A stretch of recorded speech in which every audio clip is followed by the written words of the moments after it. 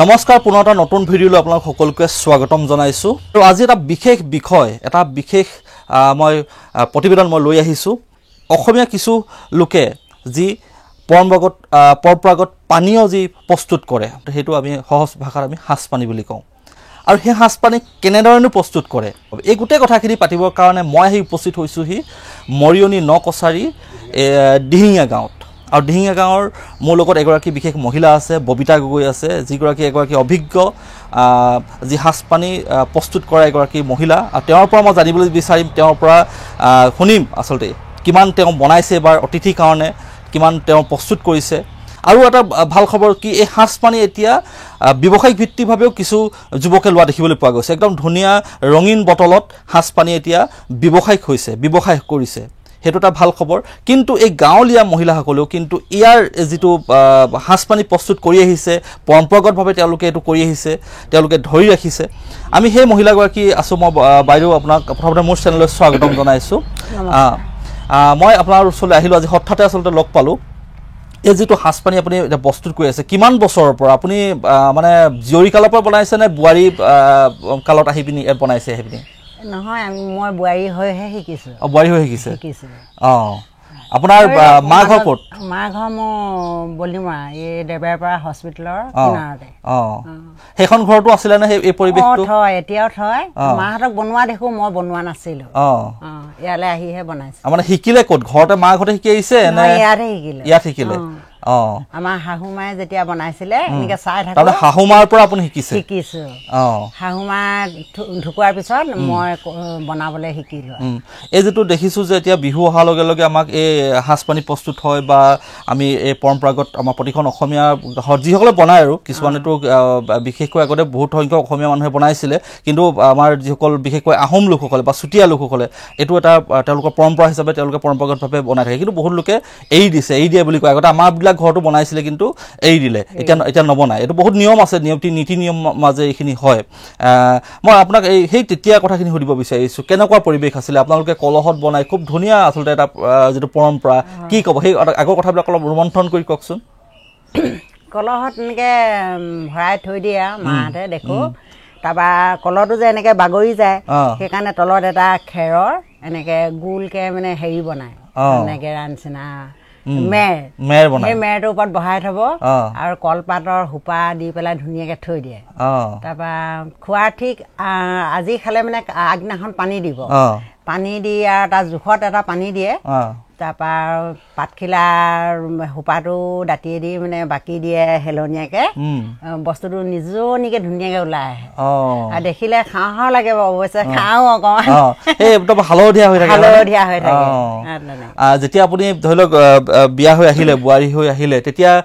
ধৰি লওক তেতিয়া চাগে অতিথি বহুত আহে তেতিয়া। আৰু আমাৰ শাহু মায়ে নিয়ম কৰে বিহুত, সেই নিয়ম কৰা মানে অকণমান হ'লেও চবেই খাব লাগে, আমাকো দিয়ে, আমিও খাওঁ। আৰু এটা কথা শুনিছোঁ যে জন্মতে শিশুসকলকো বোলে অকণমান চেলেকাই দিয়ে, হয় নি কথাটো? সেইটো কথা বাৰু নাজানো, শুনিছোঁ কিমান। আমি কৰি পোৱা নাই যে, আগৰ সকলে কৰিছিলে যদি নাজানো। আজিকালি আকৌ এতিয়া বৈজ্ঞানিক যুগতো সেইবিলাক মুখত নিদিয়াই,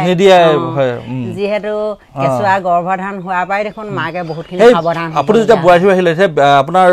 যেতিয়া কেনেকুৱা ব্যস্ততা হয় বিহু কেইদিনত? এতিয়া ধৰি লওক আপুনি এতিয়া বনাইছে, এতিয়াতো আপোনাৰ ধৰি লওক দিন হ'ল, কিন্তু সেই তেতিয়া কেনেকুৱা উথপ লাগে একদম পুৰা সাঁজপানী খাবৰ কাৰণে? বিহু মানে দুমাহীৰ দিনাখনে আমাৰ সাঁজ ওলাব লাগে, কিন্তু আগদিনাখনে মানুহ প্ৰায় আহে। আৰু অকণমান দি থোৱা আছে যদি দিয়কচোন, এনেকৈ দেৰা সম্বন্ধীয়াবিলাকে নব দিয়ক, আপুনি থোৱা বহুত ভাল লাগে, এনেকৈ কৈ কৈ খাব খোজে। মানে যিটো ভাল লাগিছে বুলি ক'লে ধৰি লওক মোৰ আৰু এবাটি দিবলৈ মন যায়। মানে নবোৱাৰী হৈ আহি পিনি আপুনি শাহু মাৰ পৰা শিকি মানে আপোনাৰ যিটো হাতৰ যিটো মানে সোৱাদটো মানে পাই মানে খাবলৈ বিচাৰে। এতিয়া মোক কওকচোন, এই যিটো সাঁজ বনোৱা যিটো পদ্ধতিটো মানে কেনেকৈ বনায়, কেনেকৈ আচলতে এইটো প্ৰস্তুত কৰে? এইটো আমি চচ বা কেৰাহীত কম পানী দি তাৰ পানীখিনি উতলাই ল'ম। উতলাই লোৱাৰ পিছতে চাউলটো নোধোৱাকৈ ভালকৈ জাৰি পুখি তাক চাফা কৰি দি দিম। দিয়াৰ মানে আমি যিটো ভাত খাওঁ সেই ভাতৰ নিচিনাকৈ তাক সিজালে নহ'ব, খুব কমটি পানীত তাক লুটিয়াই বগৰাই মানে গাপতে বনাব লাগিব আৰু তলটোত অলপ দেৰি যোৱাই দিওঁ। তাৰপৰা যেতিয়া হ'ল সম্পূৰ্ণ মাৰ শুকাই গ'ল, তেতিয়া তাক কাঢ়ি আমি ডাঙৰ ৰিং বলত মানে ঢালি থ'ম ঢালি থোৱাৰ পিছত চেঁচা হ'লে আমি যিটো সাজৰ গুটি তাৰপিছত সানিব সেইটো পানীৰ লগত মিক্স কৰি সানো সানি পেলাই পাত দি ঢাকি থ'ম ঢাকি থোৱা এতিয়া মই আপোনালোকক দেখুৱাই থৈছোঁ এতিয়া যিটো এই যে পাত দি ঢাকি থৈছে যে যিটো ডাঙৰ গামলা এটা পাত দি যিটো ঢাকি থৈছে যে এইটো মানে আপুনি এই দৰৱটো সানি পিনি ঢাকি থৈছে হয় নাই কিমান দিন ৰাখিব লাগিব 3 দিনৰ পিছত তুলিম 3 দিনৰ পিছত তুলিম 3 দিনৰ পিছত আমি বয়াম বা কলহত ভৰাই যাম বয়াম বা কলহত ভৰাব এতিয়া আপোনালোকক মই এই দৃশ্যটো দেখুৱাই আছো যিটো আপোনাৰ গামলাত এনেকৈ দেখিছে আপোনালোকে এই হেৰিয়া কলপাতে ঢাকি থোৱা আছে এইটোত আপোনাৰ একদম ধুনীয়াকৈ যিটো সিজোৱা ভাতটো দৰৱ সানি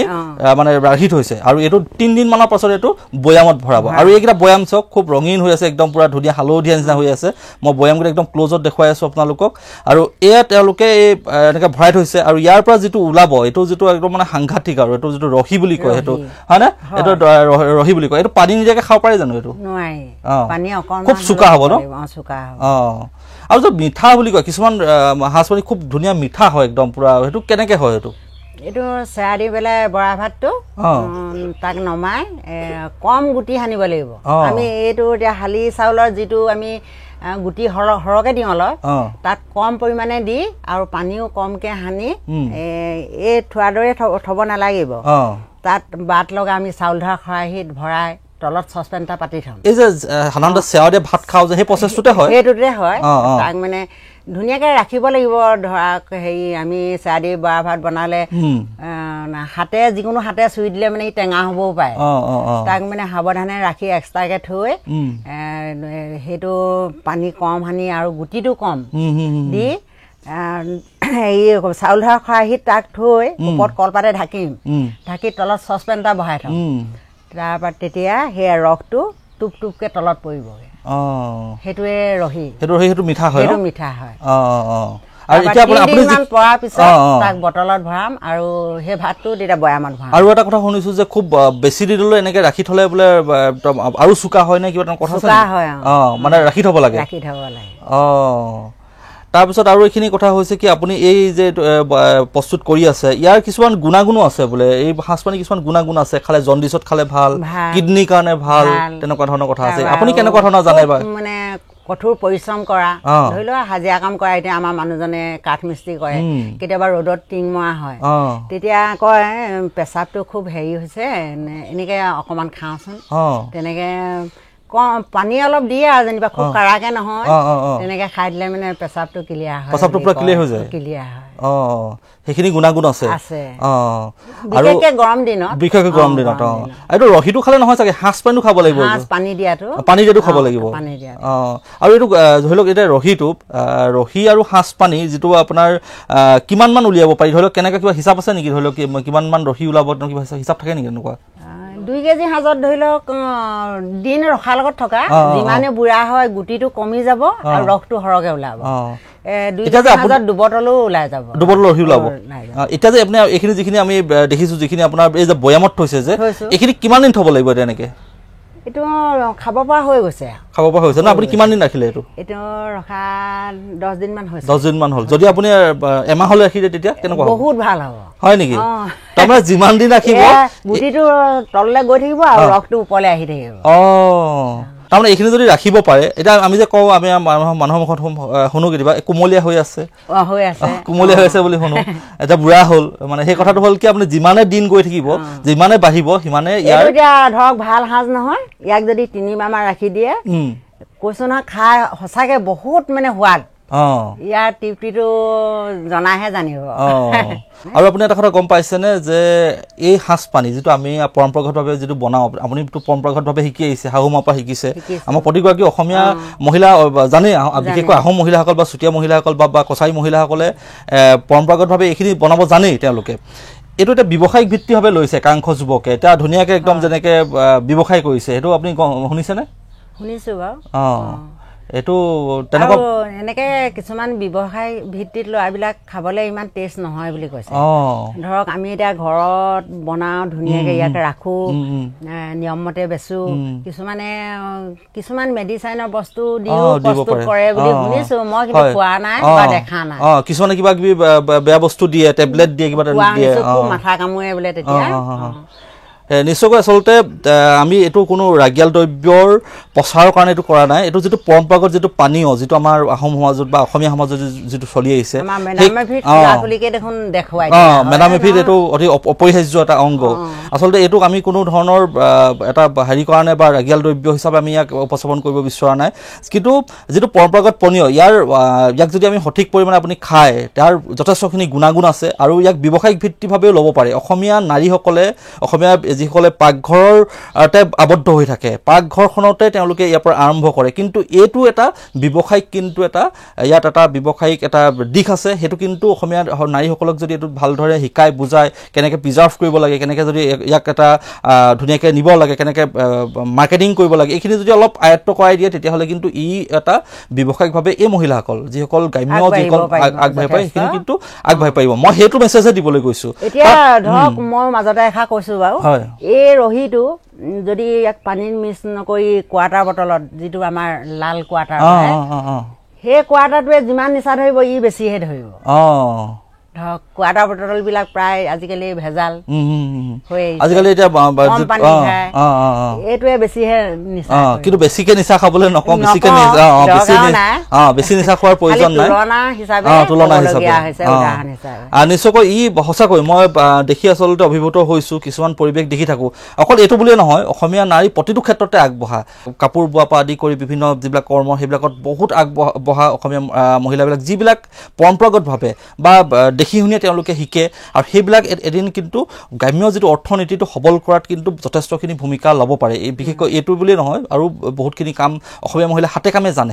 সেইখিনিক আমি যদি সঁচা অৰ্থত যদি আমি লৈ যাব পাৰোঁ সেইখিনি কিন্তু এটা ভাল যোগাত্মক দিশ হ'ব আৰু এই মহিলাসকলো সবল হৈ উঠিব আমি তাকে কামনা কৰিছোঁ আৰু কিবা ক'ব বিচাৰিব নেকি হ'ব দিয়ক আপুনি বিহু বাকী আৰু কেনেকুৱা মই সুধিবলৈ পাহৰিছোঁ বিহুৰ কাৰণে সান্দহ পিঠাও কেইটামান পুৰিছোঁ আৰু পুৰিম এতিয়া মই আৰু কথা সুধিব আছে কিমান কেজি বনাইছে এইটো কিমান কেজি বনাইছে এইবাৰ 18 কেজি মান বনাই থৈছোঁ 18 কেজি বনাইছে আৰু এইটো কি চাউলৰ বনাইছে আপুনি এইটো আমি এনেই ভাত খোৱা চাউল বনাই যিটো শালি চাউল বনাইছে বনাই কেতিয়াবা চেৱা দি বনাই ন এতিয়া বনোৱা নাই এতিয়া বিহুত এতিয়া অতিথি আহিব চাগে আহিব এতিয়া বিহুত খুৱাব লাগিব এতিয়া আপোনাৰ পৰিয়ালত কোন কোন আছে মোৰ পৰিয়ালত মই মানুহজন ল'ৰা আৰু বোৱাৰী আছে এতিয়া মিতিৰৰ মানুহ আহিব চাগে আহিব নতুন মিতি তাতে ল'ৰাই বিয়া কৰাইছে এতিয়া এবছৰ হোৱা নাই আকৌ মোৰ মা ঘৰ পিনে ভতিজা বোৱাৰী আছে ভতিজা বোৱাৰী ফালৰ এনেকে আহিব মহিলাসকলেও খায় নে এইটো এই বিহু বুলি অকমান ফূৰ্তি কৰে আৰু খাই মেলি হুলস্থুল কৰে নেকি আকৌ ইয়াতে বিহু নাম বিহুত ওলাব লাগিব আৰু এইটো খাই দিলে বিহুৰ ৰগৰটো বেলেগ উঠে একদম খাই দিয়াৰ লগে লগে বিহু যিটো ৰগৰ উঠিব লাগে সেইটো উঠি যায়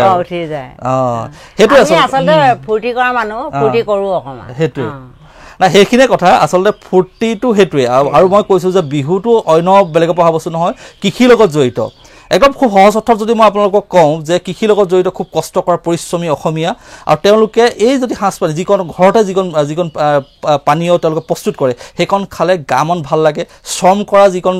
কৰা যিখন অৱসতাটো দূৰ হয় মনটো ভাল লাগে সেইটো কাৰণে দুখ ভাগৰ কমে সেইটোৱে আচলতে সেই কথাখিনি সেইখাতিকে নিজা ঘৰতে তেওঁলোকে ধুনীয়াকৈ পৰম্পৰাগতভাৱে তেওঁলোকে এই প্ৰস্তুত কৰা সেই পানীয় গ্ৰহণ কৰে আৰু তেনেকৈয়ে চলি আহিছিল আৰু সেই তেনেদৰেই আচলতে কৃষিৰ পৰা এনেধৰণে জড়িত হৈ এই বস্তুটো আচলতে এটা তাৰ সংযোগ আছে এইটোৰ লগত সেইটোৰ সংযোগ আছে আৰু সেইখিনিয়ে কথা আপোনালোকক আজি এইগৰাকী মহিলাৰ লগত চিনাকি কৰাইলোঁ আমাৰ অকৃত্ৰিমৰ মজিয়াত আপোনালোকে ববিতা গগৈ বাইদেউক দেখিলে মই পুনৰবাৰ কৈছোঁ যে আমি কোনো ধৰণৰ ৰাগিয়াল দ্ৰব্য প্ৰচাৰ বা তেনেকুৱা ধৰণৰ কৰিবলৈ নকওঁ ইয়াক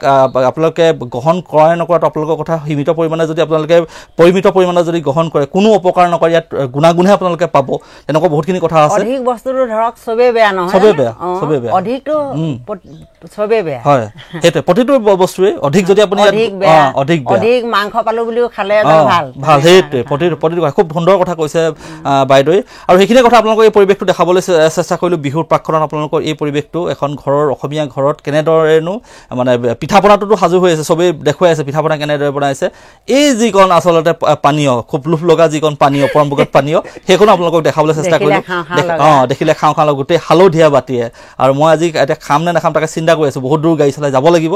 বাৰু যি কি নহওক আপোনালোকে যদি ভিডিঅ'টো ভাল বুলি ভাবিছে বা উপযোগী বুলি ভাবিছে তেতিয়া লাইক কৰিব, কমেণ্ট কৰিব, শ্বেয়াৰ কৰিব আৰু মোৰ অকৃত্ৰিম চেনেলটো ছাবস্ক্ৰাইব কৰাৰ উপৰিও আৰু এটা চেনেল আছে জ্যোতিপ্ৰসাদ গগৈ, সেইটো ছাবস্ক্ৰাইব কৰি ৰাখিব। ভাল ভাল ভিডিঅ' পাই থাকিব। ধন্যবাদ।